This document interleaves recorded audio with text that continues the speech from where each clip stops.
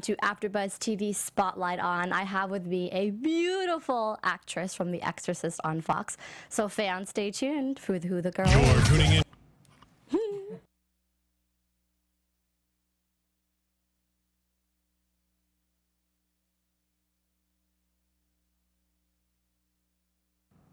Hey everyone, thank you so much for tuning in to AFTERBUZZ TV Spotlight On. I have with me a fellow actress from The Exorcist on Fox, so stay tuned. You're tuning into the destination for TV superfan discussion, AFTERBUZZ TV. And now, let the buzz begin. I actually have with me a demon. Yes. Just kidding, guys. Thank you guys so much for tuning in to AFTERBUZZ TV. We are talking The Exorcist on Fox, and tonight is the season finale, so I cannot be more excited to have with me a fellow Indian. That's what I meant to say in the introduction, by the way, fellow actress. That was a little strange. Yes, fellow Indian, who I'm very proud of, by the way, because she's making moves in Hollywood. She plays a sweet... I find her to be a little bit tempting on The Exorcist, but we'll talk more about that. Jessica, and her real name is Mouzam Makkar. So please help me welcome her to today's AFTERBUZZ TV Spotlight. Hi, thank you for having me. No, thank you for being here. Thank you. I'm so excited to talk to you. Today is the season finale, which is really exciting. How do you feel that it's ending? I'm excited. I'm of course, like, oh, it's ending. We need more. I know. Renew The Exorcist. I know. Hashtag. I was so hoping that today would be the announcement for some reason. Right. That I mean, the day is early. We never know. But we've been I think we're nominated for the People's Choice Awards. Yes. I think we've gotten to that point or whatever. So, no, I think we're all just very proud and proud of the show and very excited. And yeah, it's a great group of people. So it would be awesome to go back and work with all of them again. I know. It's always bittersweet leaving it. When did you wrap the shoot, by the way? We wrapped, I want to say like a week before Thanksgiving or a week and a half before Thanksgiving. Oh, wow. Okay. So, yeah, so not too long ago. Okay.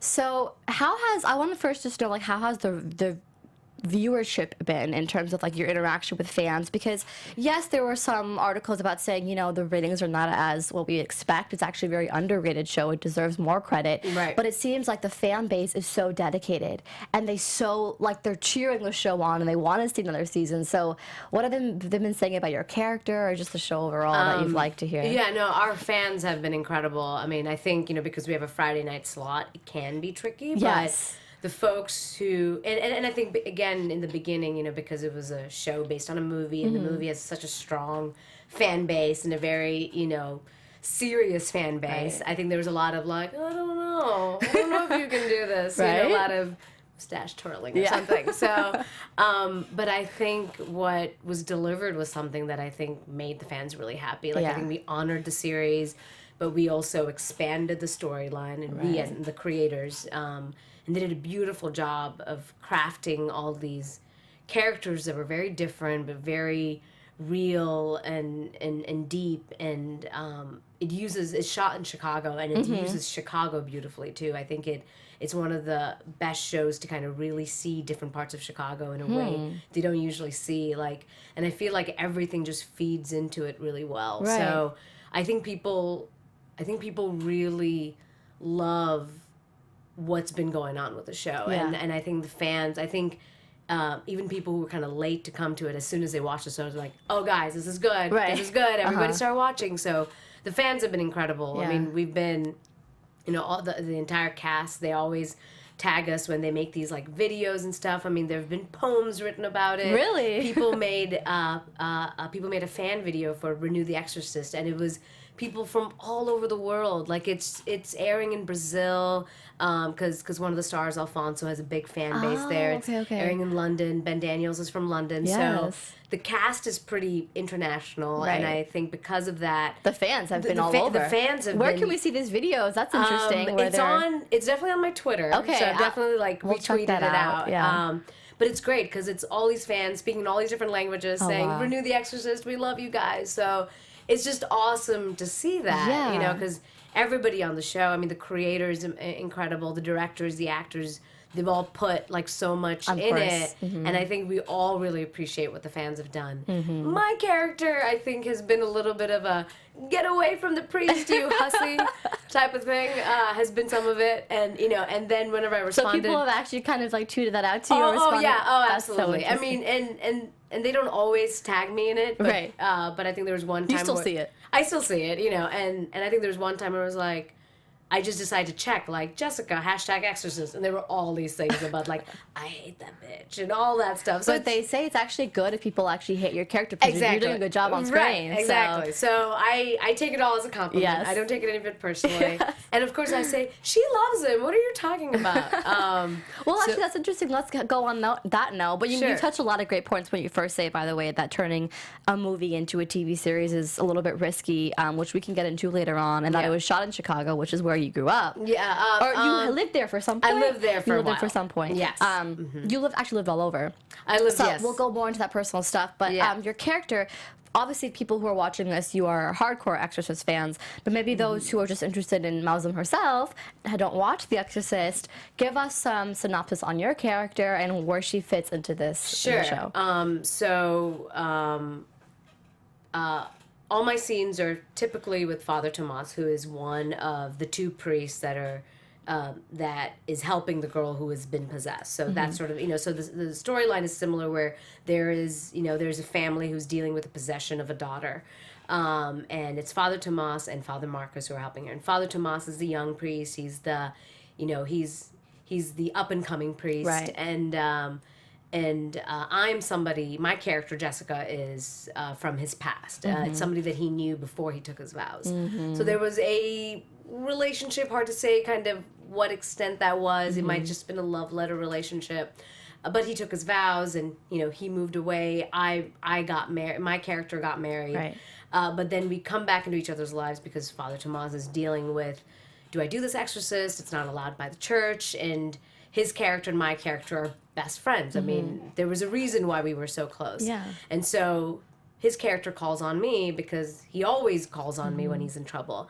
And so we've come back into our lives, but what my character clearly wants is it's essentially marriage, but he's a priest. Yeah. So there's that struggle. So that's sort of our big struggle throughout, because the devil preys on weaknesses, and I am Father Tomas's weakness, but the way that I have always seen my character as is, I think Father Tomas can serve God and be with me. He doesn't have to be a priest to serve God. Right. So in my mind, and in my character's mind, I'm not pulling him away from anything. I think he can still be close to God and then still be with me. But, but my character doesn't know anything about the exorcism. Of course, it's just so funny because there's so much going on outside, and you just come in and then I'm just blind to what's been through. Exactly. But you're just like, oh, hi. What's going on at work, honey? Yeah, right. Why are you so disturbed? So it's so that's been interesting too. I had one episode where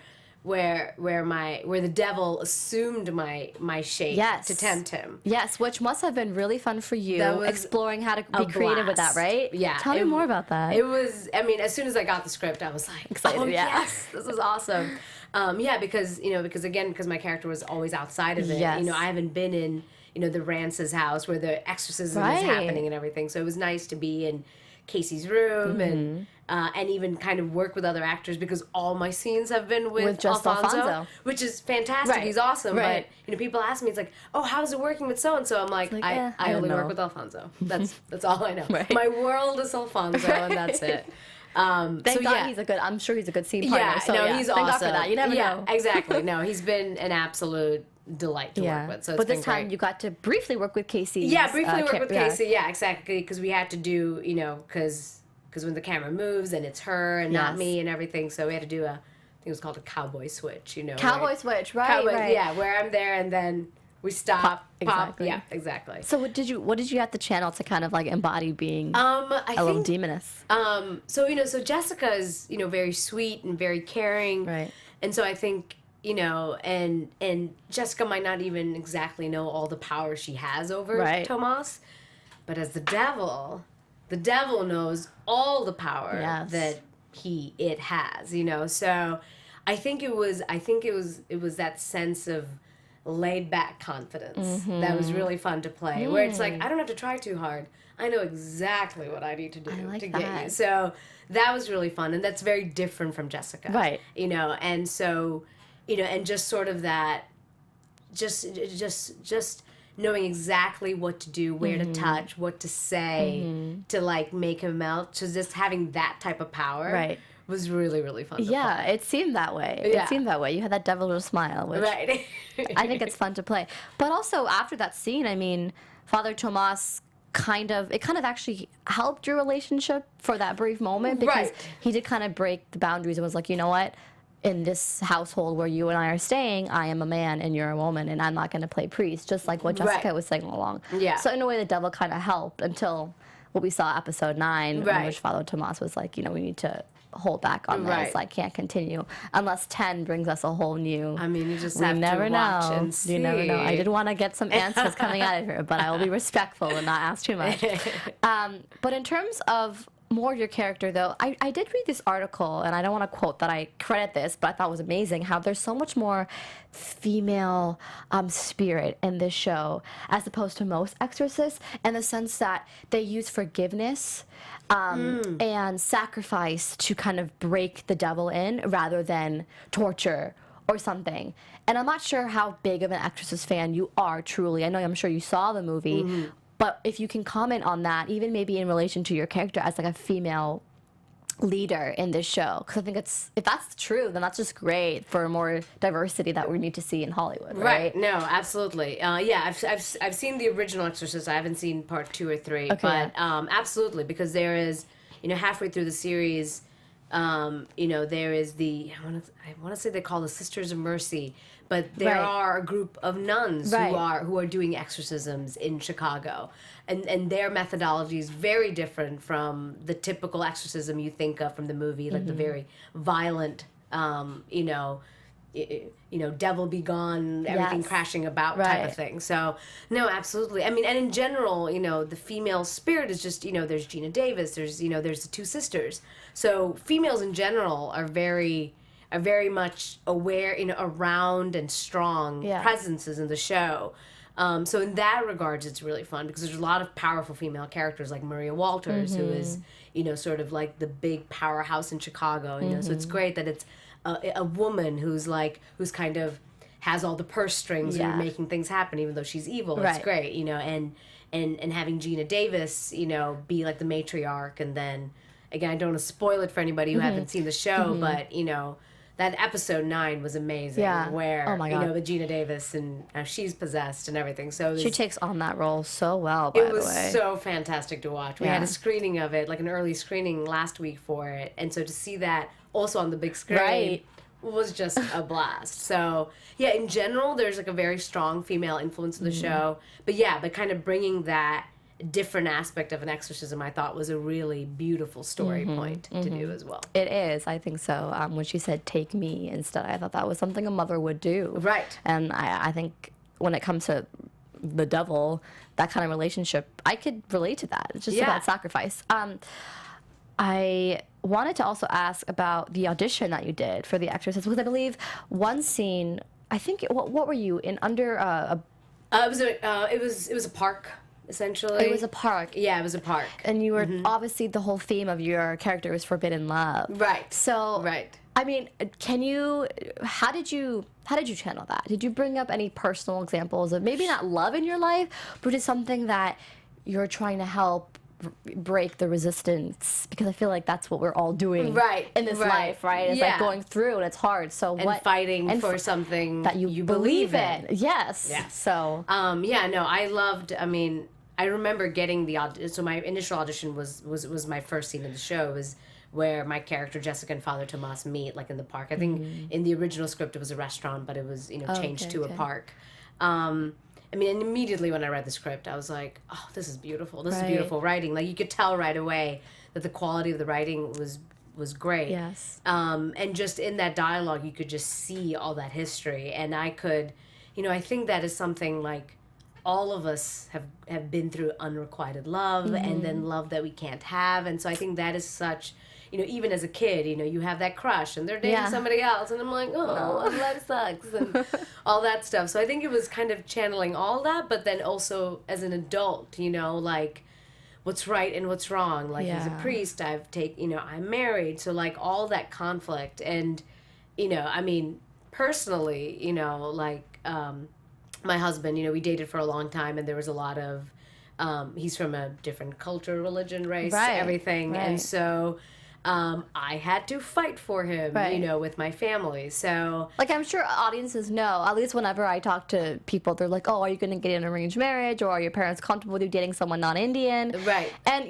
while those conventions are breaking slowly, it's still true in the family where they want to stay within the same culture. And we were touching upon this briefly before this show. So I'm sure you maybe have brought in some of that, where you had to fight with your parents to be with your husband right now, who's non-Indian. Right. So like you were saying. So yeah. No, I absolutely, I always try to use, if it's there, if it's available, I will use whatever, real emotion, real feelings I have, because I know how that feels. Yeah. So it's like, well, I don't have to imagine too far, Exactly. Like, so, no, I absolutely used all of that, and there's that, and especially when it's like, it's not anything in the relationship that's keeping you apart, it's these outside factors, which feels even more like, oh, come on. Right? Exactly. Like, come on. Like, we're perfect for each other. It's just these other things. So that's always even more just, like, heartbreaking, and that's what... It's like you feel like the universe doesn't want you guys together, but it's like we feel like so right, though. Exactly. It's like we're in, and that's exactly what, like, Jessica and Tomas are. Like, they are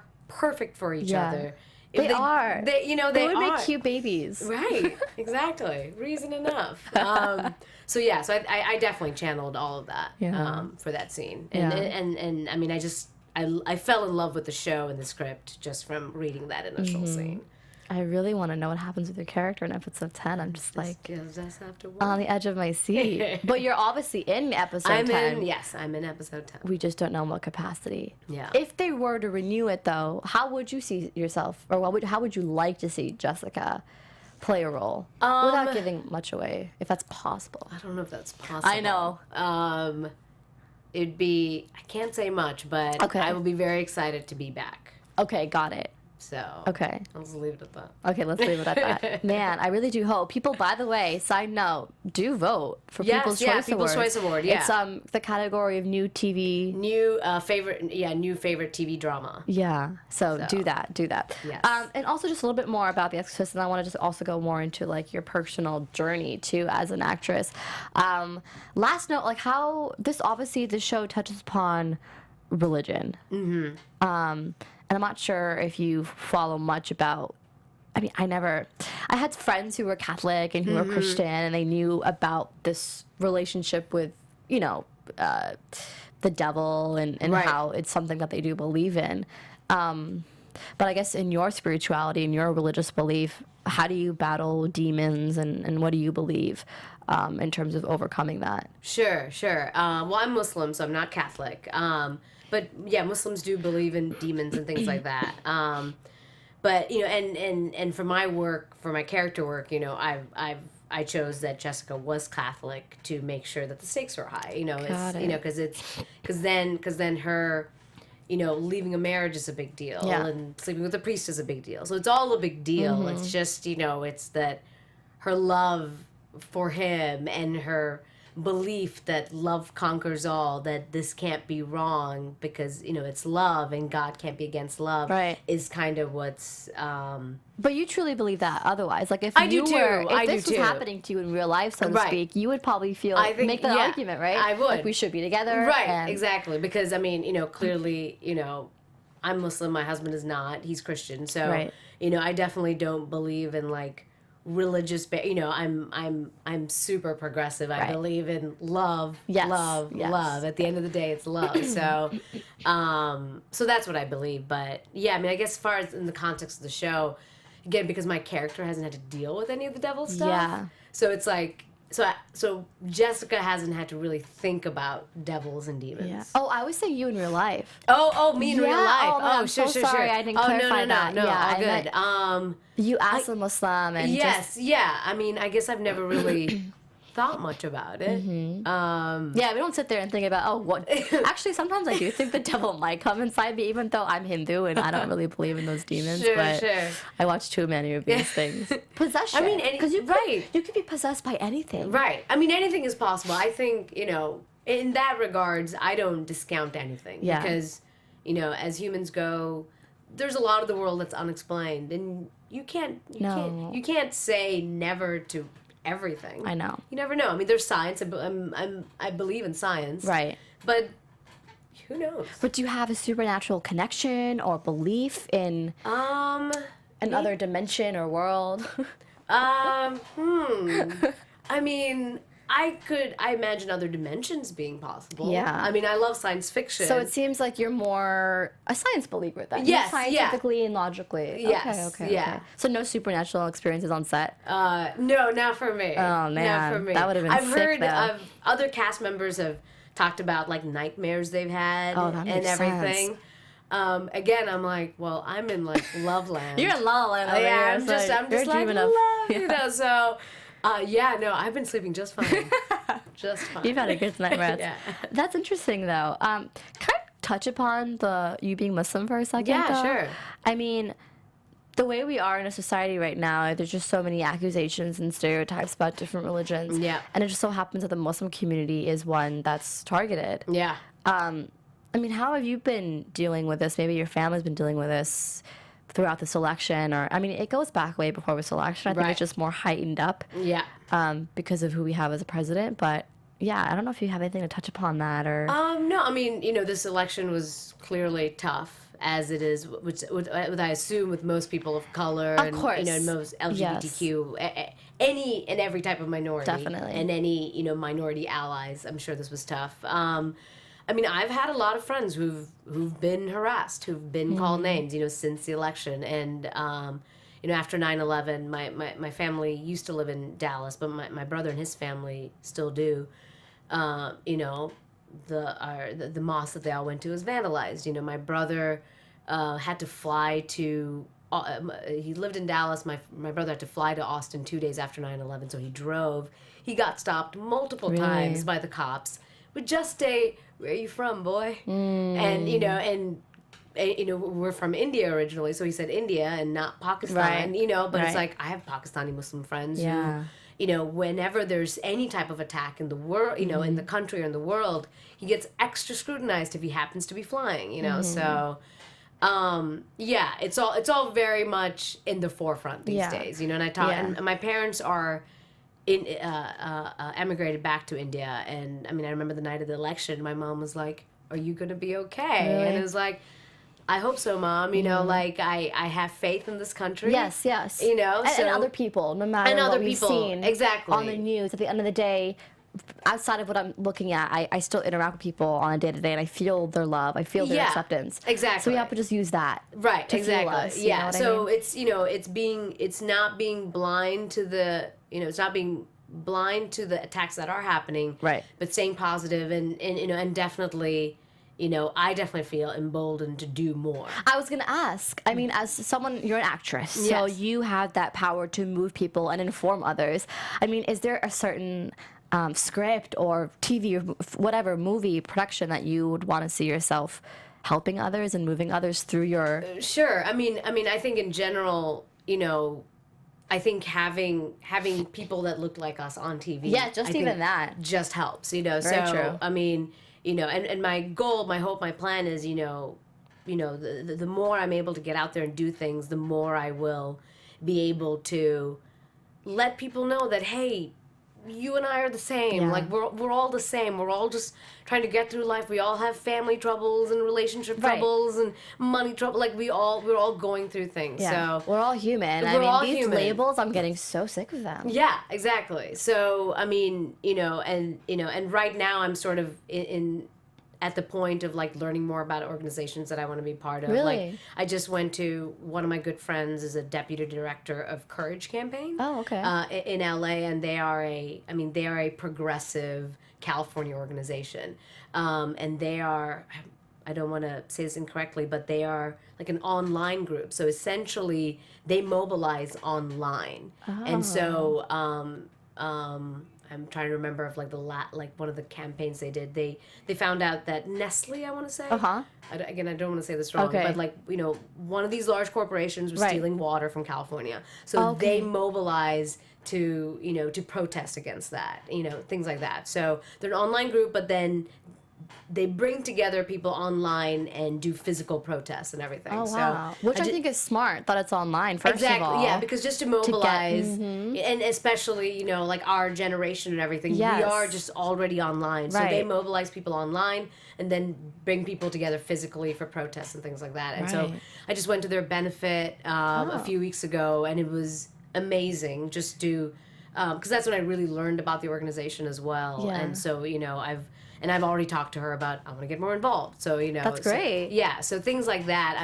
So Courage Campaign. Yeah, if anyone's interested. Yeah, I would check that out. Yeah, absolutely. So things like that. I'm like starting to, because I think like a lot of people, we thought that waking up on on election day and voting was like, yep, done my part. And I'm like, nope, not enough.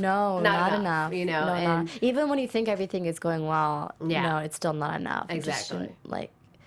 I feel like everyone is always on a trend, in a way, like they get heated up for that specific moment, and then they just like kind of like let it go because something else is happening. Exactly. Because of the internet, the rise of the internet and social media. Right. So our minds are just going to the next thing, and it's scary. Yeah. Because the way we're evolving is slower than the way technology is evolving. Oh, so there's so much anxiety building, and we don't know how to fix that. Right. So and our mind. I mean, it's so easy to just get distracted by the next thing. Oh yeah. Instead of like, wait, we actually need to deal with this thing that just happened. Solve this first. Let's solve this before we get heated up about the next thing. I mean, it's completely understandable, but it's definitely, unfortunately, the onus is on us to like take the step to make actual change and do good work. Yeah, I do have faith though. I do have positivity. Yeah. I just don't know we just have to keep holding it on. Right, even exactly. like with everything going on, just like about our personal lives. Right. For you, that's relates because let's go back because you were not always an actress. No, I was not. I was not that surprised to learn that you were in a different industry. That's what happens. You were in investment banking, then you went to finance. Investment banking and private equity. Private equity. Yes. Which is all foreign to me, by the way. We could talk more about that later and inform, but let's not. So it's like, I mean, were you not happy there? Was it just not fueling your passion? What was it? Yeah. I actually really liked investment banking because I liked the people I worked with.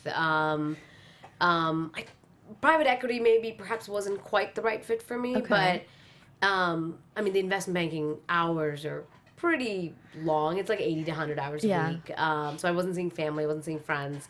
But I truly did love the people I work with. I mean, I still keep in touch with a lot of them. When I was shooting in Chicago, I actually think any lunchtime I had off, I met with all my old coworkers. That's like one so by nice, one. Yeah. actually. So and they've been like really supportive. And everything. It's like, Mouzam, we just saw you on TV. And I'm like, I know. So I did enjoy that. I just didn't see myself when I pictured my life like 30 years in the future. I just didn't see myself doing that and being like completely fulfilled. Like it fulfilled aspects for me, like my intellectual curiosity and learning about different things.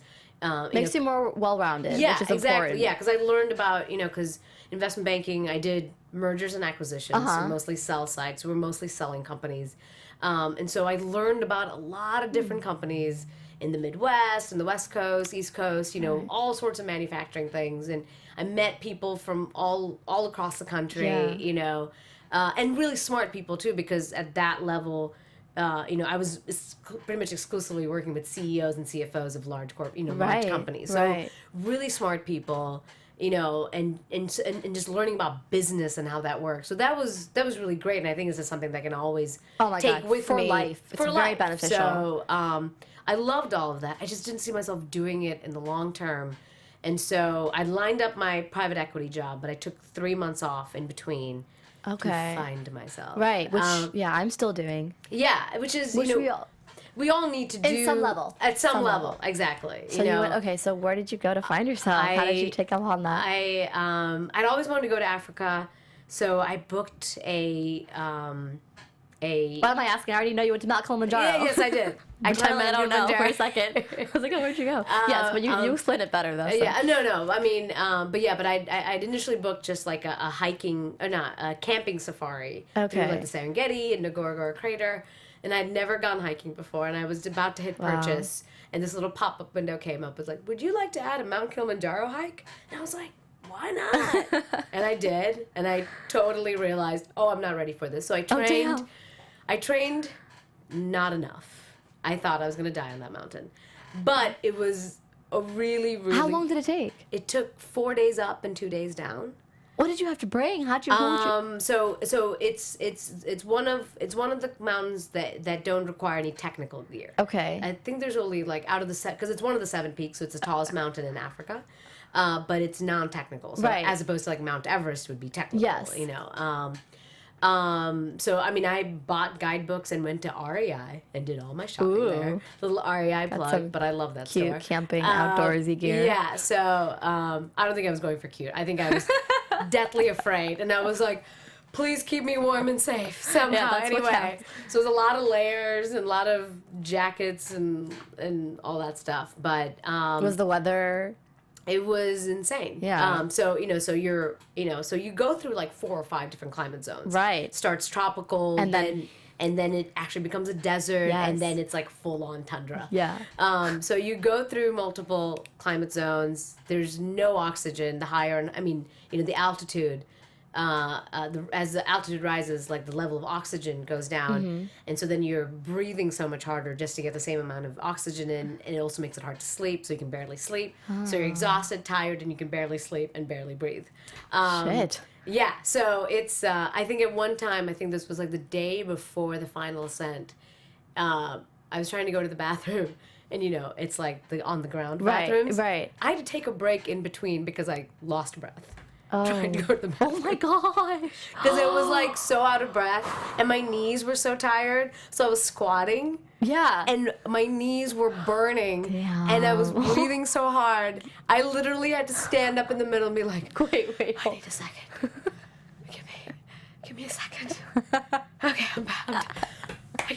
I can do this. Yeah. So lots of detail for you guys. Just so much explicit detail, but that's how exhausted I was. But it was incredible because I mean, you endured that for 4 days. yeah. So I mean, and it got harder as we got up. Of course, and you had to just sleep out. Yeah. We did the cabin route, so we did have cabins. So we laid. So it was on the floor, but we laid out our sleeping bags. Okay, so and you went with your husband. No, I didn't. Oh, I thought I went by myself. For some reason, why did I read that you went somewhere with your now husband and then boyfriend? You were just trying to you had pressures from all around you. Yeah, so I was actually trying to get away from my now So it was husband. just you? I just I. Your boss. So I signed up. So you have to get a tour guide. Sorry, in that's Kilimanjaro. for your people's ears. I had to get a tour guide because Tanzania requires you need that. someone, yeah. And so there were 2 other girls who had also happened to hire the same tour guide. So Okay. I went by myself, but there were 2 other girls on there. Okay. But I at that point I was getting pressure from my now husband, then boyfriend. Was like, what's our future? What's our future? Yeah. And my parents were like, when are you gonna get this arranged marriage? Right. And and my work was like, so what are your plans? You going to business school? What's going on? And so I was just getting so much pressure from You had no everyone. answers at the time. Yeah, I had no answers. I didn't know what to say. And that's one of the reasons why I chose Africa, because I was like, where can I go where I will have no access? And not just Africa, but like a camping Africa trip. Yeah, exactly. Because I knew I would have no access to cell phone, email, any Right. technology. Because I Were wanted your to cut my... parents scared that you were going, by the way? They were. They kept asking, why are you doing this? Why are you doing this to us? Did you give them an answer afterwards as to like... No, I mean, I think I just kept it like, I was like, Mom, I just need to do this. And this is my time, and I have time off, and you know how much I've been working, because they knew how much I worked, and I barely had any time off. So there was, in the beginning, there was like, why don't you just come and stay with us for the 3 months? Right. And I'm like, I can't do that. I love you, but I can't do that. But, but once they were on board, then they were all about, like, my dad and my mom, like, They helped you prepare. Exactly. Yeah, they helped me prepare. They like bought it's like here's like your little money holder thing so you don't get robbed. Fanny pack or or something, So they were super helpful. and everything. Like once they got over it.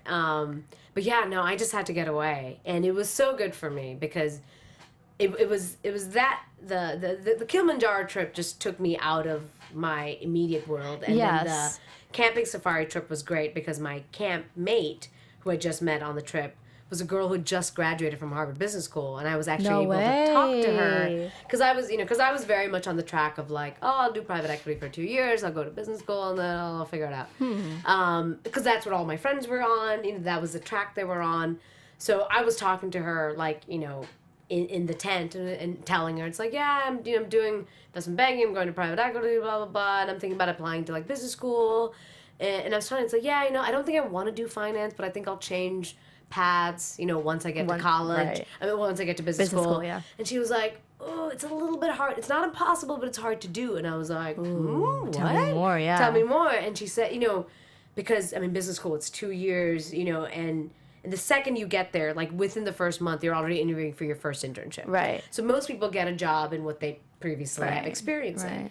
And then the other aspect of it is business school is so expensive. A lot of people want to do investment banking and private equity because those are usually the most lucrative jobs out of business school.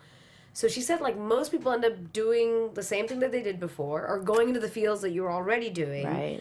I mean, you can change, but it's a little bit trickier. Yes. It's not so like, no, I want to do this. Right. And that was the first time anybody had said that to me because all my friends who were in business school, they wanted to stay in a similar field. Like they, like that was their path. So they didn't see that as a hindrance. You always had something itching inside you to want to change. I did, it's like, yeah. And I had done acting all through high school. Okay, so that was always something on the side. It was always something that I loved. It was always something that I thought, maybe, maybe. But so that conversation with her, like underneath the stars, right, like in Africa. And we could hear like lions growling. Oh, wow. Our first night on the Serengeti, and we were all like, "How close is that?" There's like, "Are there rangers around?" It's like, "You're fine.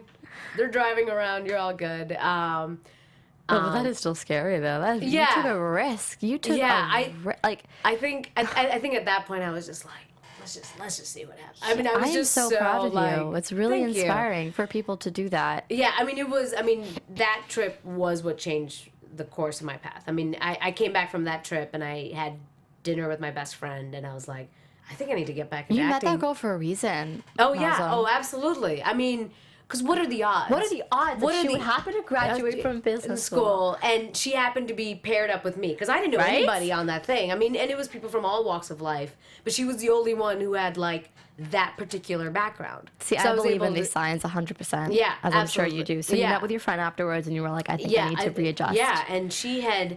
And she was just starting to dabble in voiceovers, and she saw an audition listing for, and I was living in Chicago at the time. Right. And she saw an audition listing for a play festival called the Rhino Fest, and when they were specifically looking for, South Asian, Middle Eastern actors, because it was this playwright, he was a Palestinian playwright, and so he had written these stories about, like, Palestinian and Israeli stories about the occupation and everything.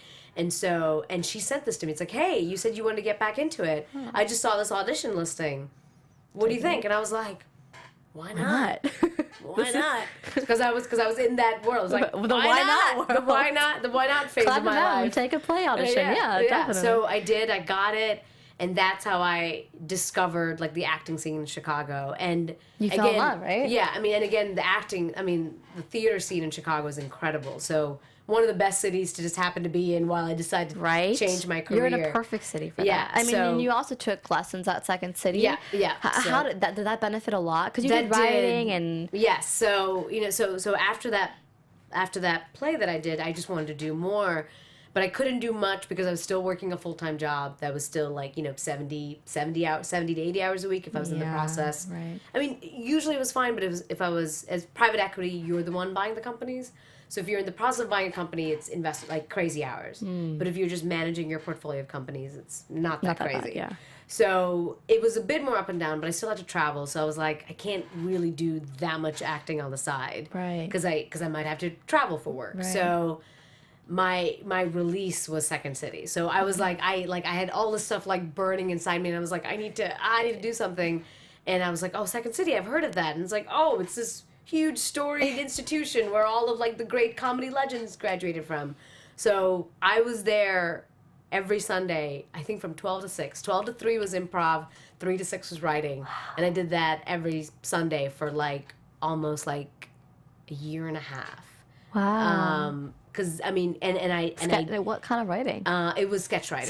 Sketch writing. Yeah. So I did the improv program and the sketch writing program, and that was so good for me because it kept me sane until I was able to leave private equity and jump into acting full time. So that was and just to because I'd done acting in high school, but I hadn't done that much in college, and I'd been working, so I was rusty for sure. Right. So that was a great way for me to get back into it. And then I also pretty much spent every Saturday doing like student film because I was just determined to like. It was your passion. Yeah. And you knew that you were. I wanted to happy do it. Doing it. And and I was like, and I have to learn as much as I can while I'm still working. And the only way I can do it is that kind of work is like you have no creative outlet if you're not doing what you were doing on the side. You would have gone insane. Yeah. So because once I discovered that I needed that. Then I just like craved it, and I was like, I have to do something. I have to do something this weekend. I have to like do something. Exactly. So then, when did you make the decision to go just pick up and move to LA from that? So I left finance in 2009. It was another decision point where I could either my private equity job kind of had a 2-year time limit to it. It was kind of expected you do that for 2 years. And then you apply to business school. So I chose not to apply to business school, and I switched to acting full time. And then I did Chicago theater for like the next 4 years. And I became an ensemble member of a great theater company there, Stage Left Theater, if you want to support. Yeah.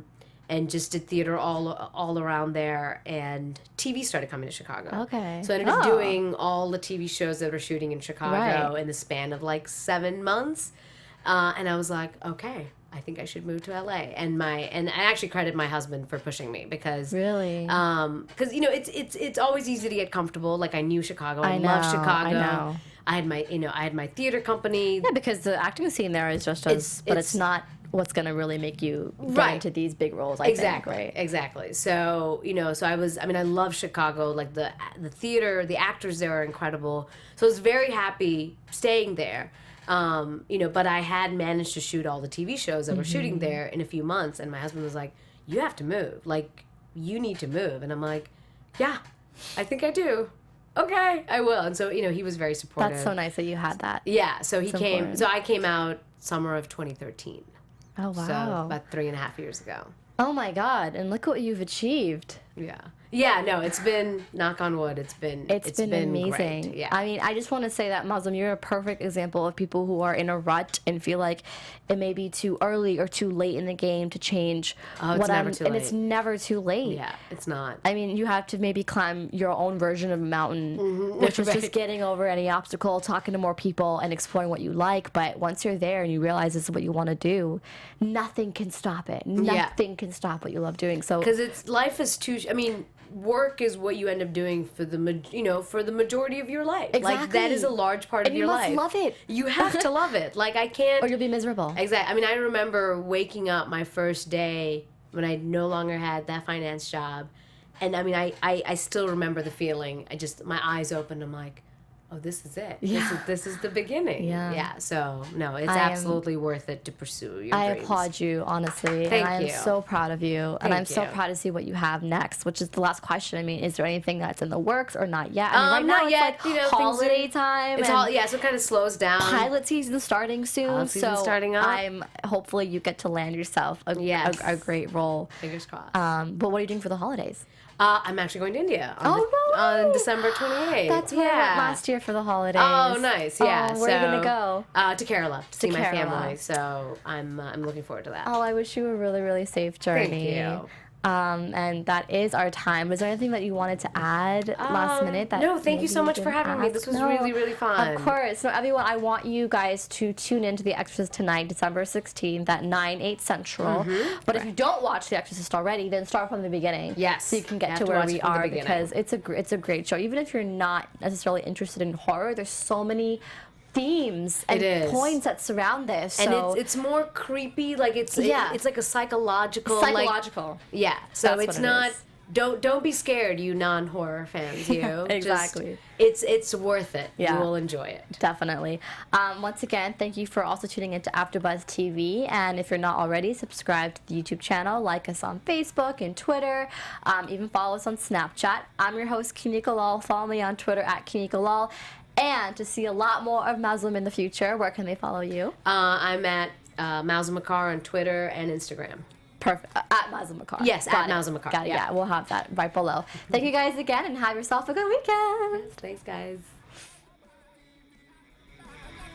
From executive producers Maria Menounos, Kevin Undergaro, Phil Svitek, and the entire AfterBuzz TV staff, we would like to thank you for listening to the AfterBuzz TV network. To watch or listen to other after shows and post comments or questions, be sure to visit AfterBuzzTV.com. I'm Sir Richard Wentworth, and this has been a presentation of AfterBuzz TV. The views expressed herein are those of the hosts only and do not necessarily reflect the views of AfterBuzz TV or its owners or principals.